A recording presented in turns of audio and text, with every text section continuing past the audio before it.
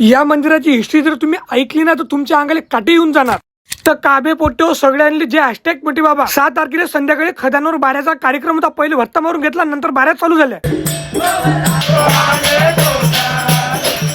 आजची 7 तारीख होती। आम्हाला लाखांवडे जायचं होतं, पहिले गाडीतून घेतली, जायच्या पहिले घरी भत्ता मारून घेतला। जे आपलं पेंडिंग काम होतं, व्हॉइसवर करायचं होतं, एडिटिंग करायची, सर्व करून घेतलं। आता जायची वेळ आली, म्हटलं सरक म्हटलं गाडीसोबत येडचेल करू नको। घरच्याचा निरोप घेतला, पहिले पेट्रोल पंपावर आलो, गाडीची टंकी फुल केली, फुकटाची हवा भरून घेतली, लंबा सफर चाललो, म्हटलं गाडी एकदम टिपटापच पाहिजे। रस्त्यात जाताना शिंदे कंपनी आपली प्रेमाची माणसं भेटली, त्याची भेट घेतली, अत्तर घ्यायला आलो, टावर चौकात आलो, तिथून पान काढलं, काही पान गजूदारासाठी पार्सल घेतलं। आता सफरचा मजा घेत घेत गाणे म्हणत चाललो। मंदातनी लासूरचं मंदिर लागलं, तिथे आम्ही दर्शन करायला गेलो। आणि या मंदिराचा इतिहास एवढा डेंजर आहे ना, लय काही सांगण्यासारखं, पण एवढं मोठं सांगितलं ब्लॉक लय लंबावून। महाराजनं प्रसाद दिला, प्रसाद खाल्ला, मंदिराच्या बाहेरून 4-5 चक्रा मारल्या। मंदिराचे गोटे एवढे जुने आहे ना, आपली निर्मिती झाली अशी तेव्हापासून जे मंदिर आहे, पुरातन काळातलं हेमाडपंथीतलं मंदिर आहे म्हणतात। हे दाले डेंजर आहेत रे बाबा, दाले दिसले मी 10 आंघोळ करता करता आले, आंघोळ करता म्हणतात। स्टॉप घेतला, डायरेक्ट आम्ही अंजनगाव सुरजीमध्ये तिथे पाणी पेलं, चाय पेला। तर काय म्हणता पोट्टे, आजच्यासाठी एवढं भेटू दुसऱ्या ब्लॉग मध्ये। तोपर्यंत सर्वांनी जे हॅशटॅग मोठे बाबा रे पोट्टे।